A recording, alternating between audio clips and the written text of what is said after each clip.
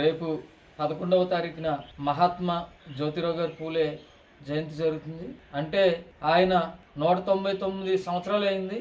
కానీ ఆయన్ని ఇప్పటికీ ఈ నేల, ఈ భారతదేశం మొత్తం, యావత్ భారతదేశం మొత్తం స్మరించుకుంటుందంటే ఆ రోజు చదువుకోవడానికి వీలు లేదు అనేటువంటి పరిస్థితుల్లో ఆయన ఎంతో శ్రమించి, ఎంతో కష్టంతో ఆయన రక్తాన్ని చెమటగా చిందించి రాళ్ల దెబ్బలు తింటూ ఆయన చదువుకొని ఈ దేశంలో ఎవరైతే చదువు లేదో, చదువుకి ఎవరైతే దూరం చేశారో వాళ్ళందరినీ పోగేసి పాఠశాలలు పెట్టి ఆయనే గురువై అందరికీ చదువు చెప్పడం జరిగింది. ఆ రోజుల్లో భారతదేశంలో మోస విధానాలు ఉండేవి. బలహీన వర్గాలు, దళితులు, నిమ్మన జాతులు ఎవరైతే ఉన్నారో వాళ్ళు చదువుకోకూడదు అనేటువంటి రోజుల్లో ఆయన ఎంతో కష్టపడి శ్రమించి చదువుకున్నారు. ఆయన చదువుకోవడమే కాదు, స్కూల్స్ పెట్టి మహారాష్ట్రలో 52 స్కూల్స్ స్థాపించి ఆ 52 స్కూల్స్ ద్వారా ఎంతో మంది విద్యార్థులను తయారు చేసి ఈ భారతదేశానికి ఎంతో మంది శాస్త్రవేత్తల్ని,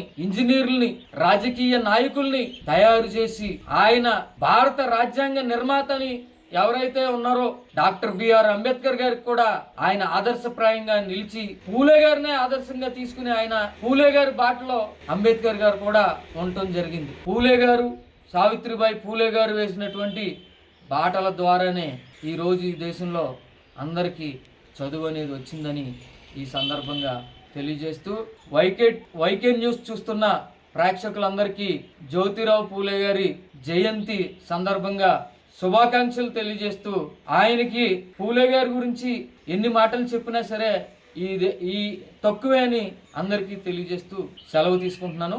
అప్పుడప్పుడు కాదు, ఎల్లప్పుడూ బీసీల కోసం మీ వైకే టీవీ.